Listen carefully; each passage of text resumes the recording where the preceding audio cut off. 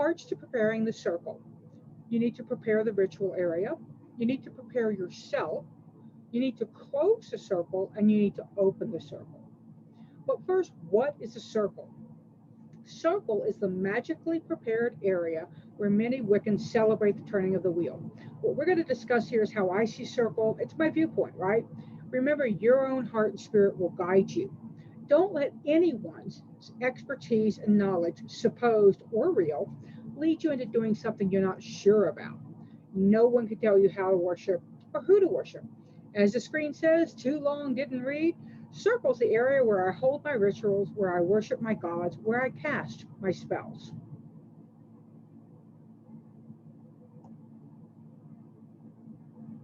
Having a bit of technical difficulty, y'all. We'll keep trying. Part 1, preparing the ritual area. There are 3 parts to this. First, you physically clean the area. You dust, you vacuum, you straighten up. You want your area clean on a physical level. And the next thing you do is energetically clean the area. You do this 2 ways. Grab your besom or your broom, and you're going to start in the center, sweeping witter shins outward. That means spiraling anti-clockwise, or counterclockwise and out. When you've done that and you're pushing with your energy, with your intention, you're pushing all the negative energy and just basically leaving a clean space energetically. You've got it clean physically. This is the energetic part. Then go out and tap your broom 3 times. That's just getting rid of whatever energy's on it. It's a physical representation of your magic. And I find that doing that helps me. Now start where you stopped and sweep deosil, and that's clockwise, back into the center. Tap your broom 3 times. That part is done. Now you're going to set up your altar. Altar setup is very different for everybody. This is how a basic altar could be set up. The left side is the lady side. The right side is the Lord side. So goddess on the left, God on the right. For the lady side, use a small white candle, a bowl of water, and a saucer of salt. The saucer of salt and the bowl of water are important for the ritual casting later, so have at least those. You can have a flower, you can have a statue, lots of different things. On the right side is the God side. On his side, you want a small red candle. You want to have a thurible. That's an incense burner, y'all.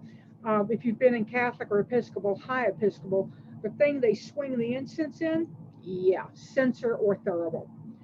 And you want to have a charcoal tablet in it and incense burning. Now, a couple of hints. Charcoal tablets can be found at your Catholic store. Seriously, you can go in and say you need to buy a package of charcoal tablets, and they'll have them. You can also use joss sticks, which are just incense sticks, or cones, whatever you want. You need it, if you have a cone, you need it on something you can carry around. And then a feather or a fan, or even your hand can be used for this part, so you don't have to have it there. Basic, right? Very basic. You can put your wand on here, your athame, anything that you like. Now you got to prepare yourself. So you're going to need water, you're going to need soap, and you're going to need a wash rag. And salt blessing, and then we'll talk about dressing or not. That's how I want to spend my time, my bathing. This is pretty much what happens more often than not. Salt and water. Now you've bathed, right? You've gotten clean. Now what you're going to do is one of 2 things. You're going to either make a new bath or do this over a sink or a bowl. Sink or bowl is probably better in terms of water consumption. Holding your power hand over the water. Now your power hand is your dominant hand. Dominant hand is the hand you write with. But those of you who are lucky enough to be ambidextrous, pick whichever hand you would automatically sign a contract with. Now you're going to extend your index and middle finger together while wrapping your thumb around the ring finger on the pinky. I couldn't get a picture of this, so it's kind of the blessing symbol or hand gesture. You're going to focus on your personal energy going into the water As you say, blessings of, O creature of water, help me sanctify my body. Turn to your salt, doing the same gesture. Imbue the salt with your personal energy. So again, you could say, blessings, O creature of earth, thank you for your aid in my workings. Now, 3 pinches of salt go in the water. Stir it with the same 2 fingers. Be blessed, thou creature of earth and water. The heart of the earth joins the heart of the sea this night. I ask for guidance from the divine ones. You can say this 3 or 9 times. 3 and 9 are both very sacred numbers. Now, standing up, if you're in a tub, do be careful. Take the cup in your non-dominant hand and using that 2-finger gesture, and this is what I was taught if you don't have an ophthalmia or a wand. You're going to dip it into the water, and then you're going to touch various parts, and we're going to go over that, various parts of your body. For the following steps, you always dip first and then touch.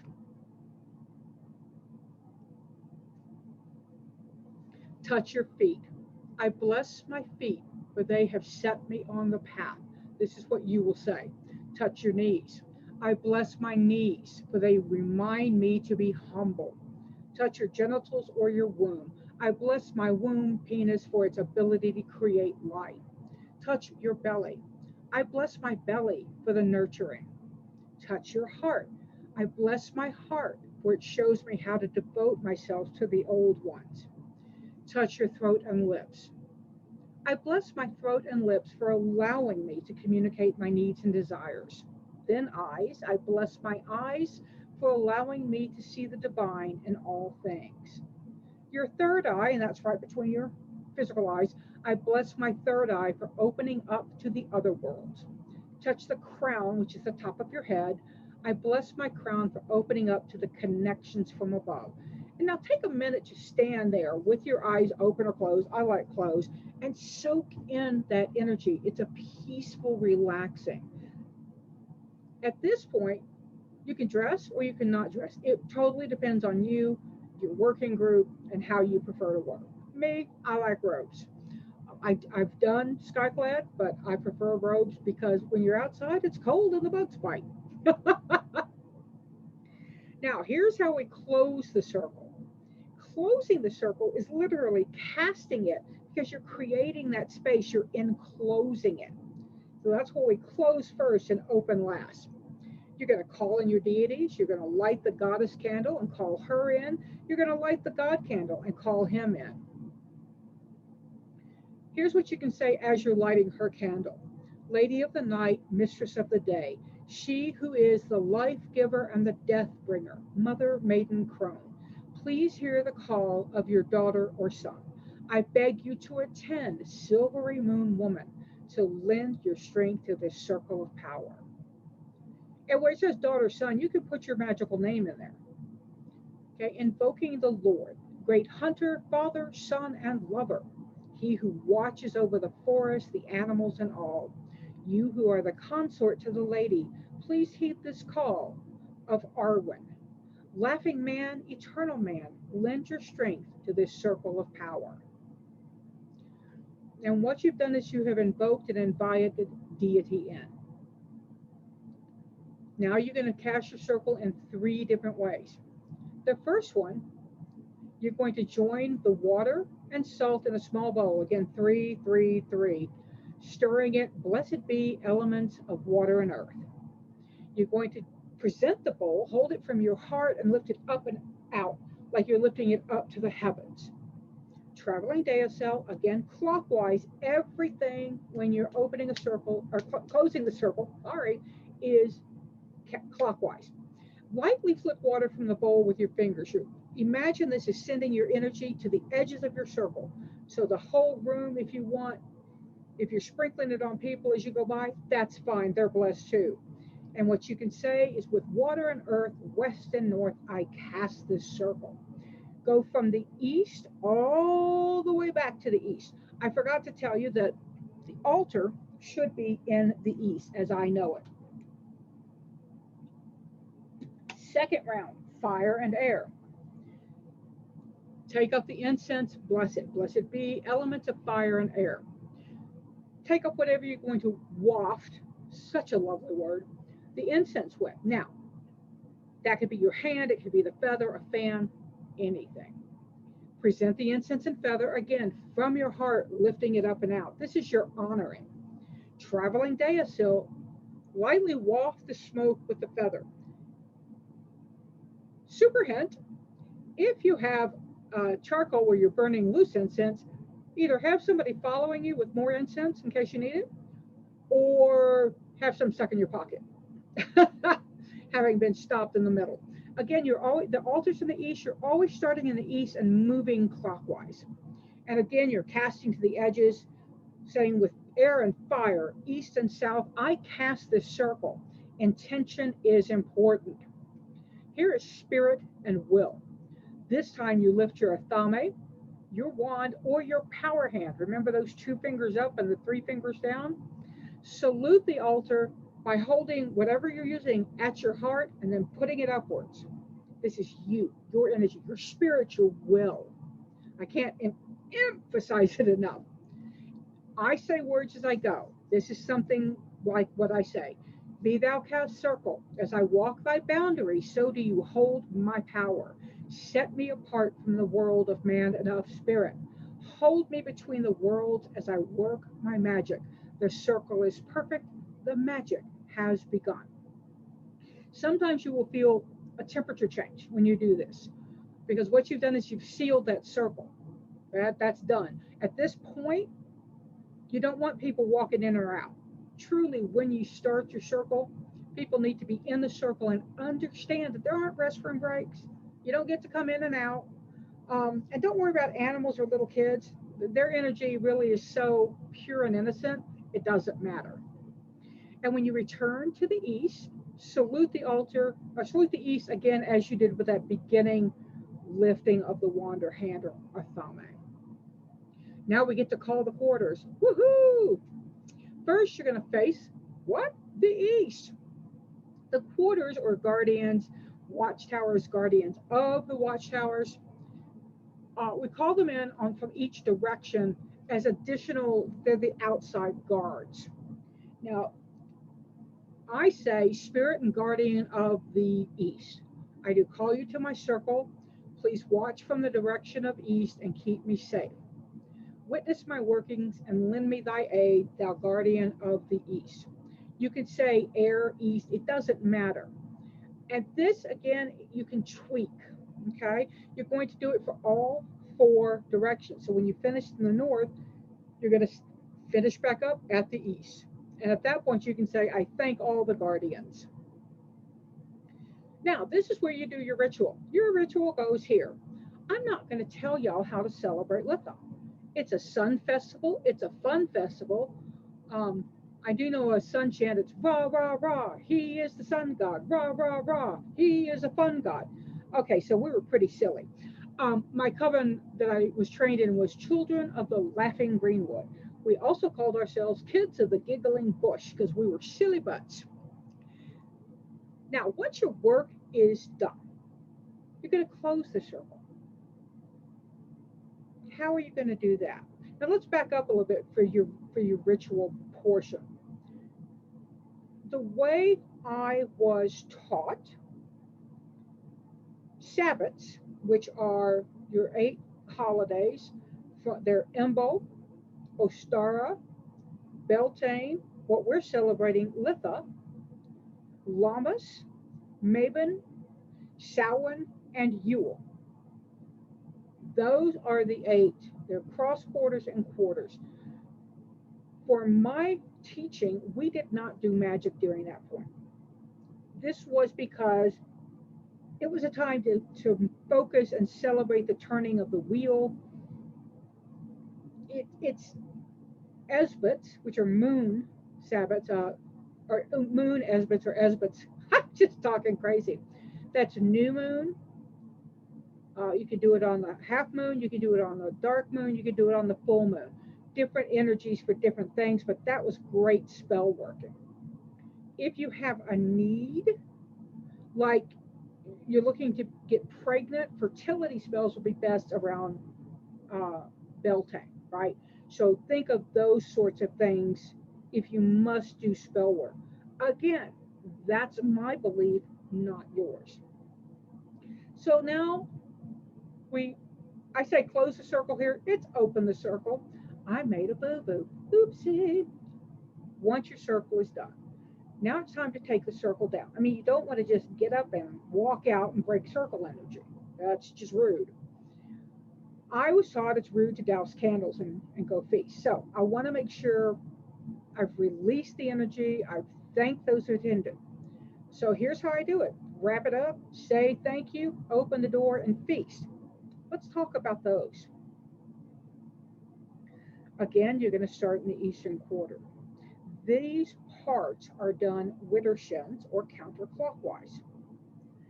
And you're saying goodbye to the guardians. You called them in last, so they get to go first. Last hired, first fired. I'm too familiar with that. Spirit and guardian of the East, thank you for keeping me safe. Return to your tower. Peace between us, O guardian of air. And do that same thing when you turn to the north, when you turn to the south. From east, you turn north, then west, then south, and back to east. And take your time doing this. You want to be grateful. You want to understand that there has been a gift given, and you want to acknowledge that gift. That's an important piece of this. Saying thank you. Most of us have learned that it's nice to say thank you. And we like to have somebody say thank you when we've done something for them, right? That's all this is. We're being polite. We're offering gratitude to our deities. For me, I use Lord and Lady when I'm working in public. The names of my matron and patron are things I keep to myself.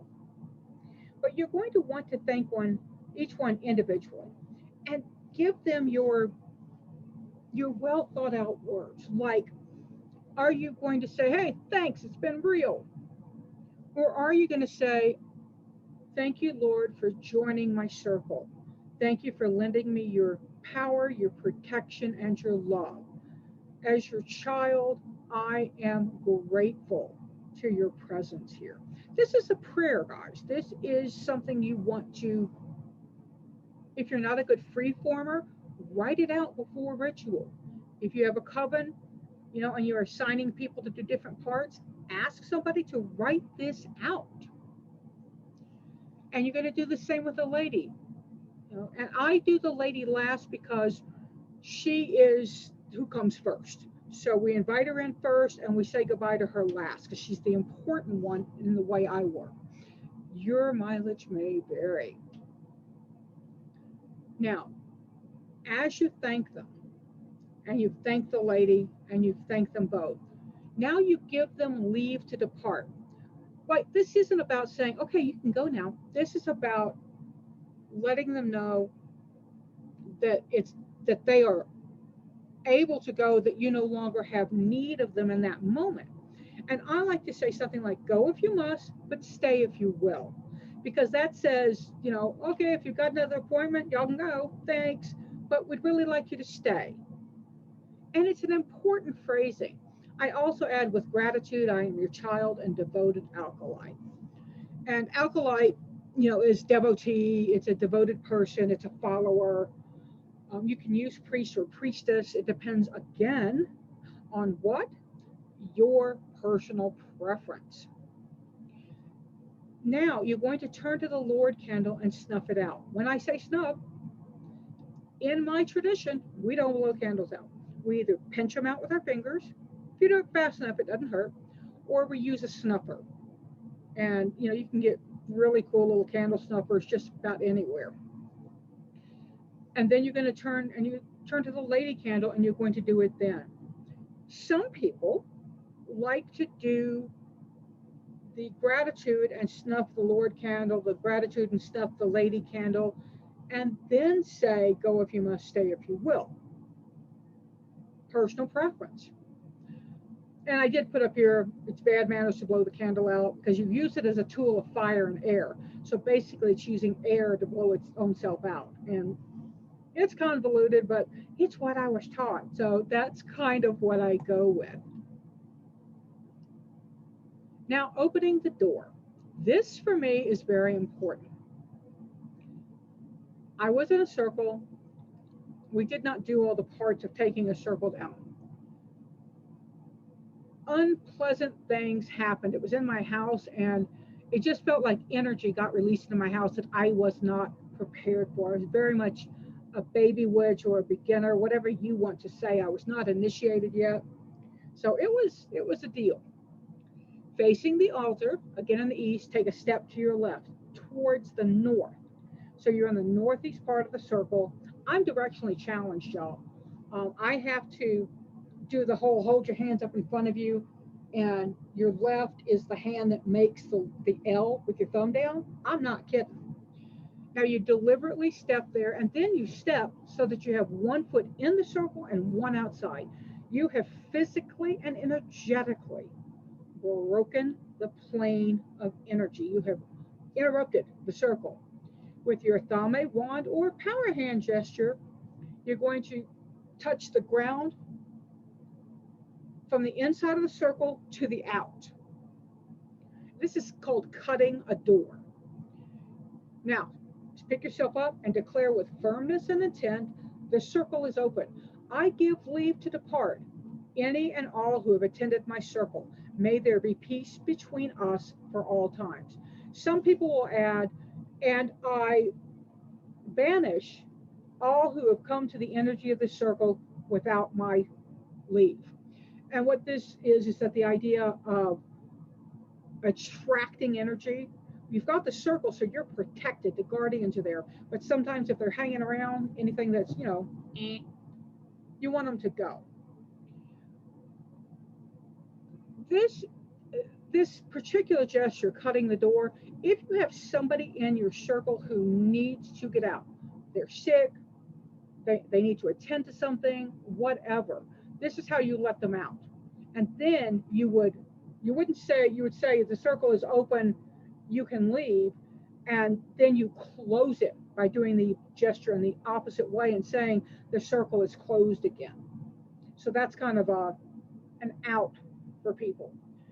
Sidebar, if you're doing circle, and if you're in my circle, you're going to take off your watch, your cell phone, anything is going to be left outside the circle, and it's going to be turned off if it's a cell phone. For me, electronic devices have no room in circle. We don't take pictures, we don't do selfies. I'm old school, so all of that is like, no. Once you've opened the door, you want to turn to your group and say, merry meet, merry part, and merry meet again. There's a song that goes with that. Let me see if I can remember that. May the circle be open but never broken. Oh, I can't remember it. Merry meet. Foo. I'm sorry, y'all. If you message me, I'll see if I can't find it. I know somebody who knows it better than me. And now it's time to eat. We always enjoyed the feast afterwards. And I'll tell you, most of us eat very lightly before working. I generally stop eating about 4 hours before a circle. That was before. Now I've got diabetes type 2. I have to eat every 2 hours. So I kind of have to balance that out with healthiness. I'm going to also be sharing an article with some recipes for your Litha feast. I hope you enjoy it. Happy summer solstice, y'all. Seek joy. And now let me get out of here. Remember, I'm Arwen of Tarot by Arwen, and I hope you have a terrific life.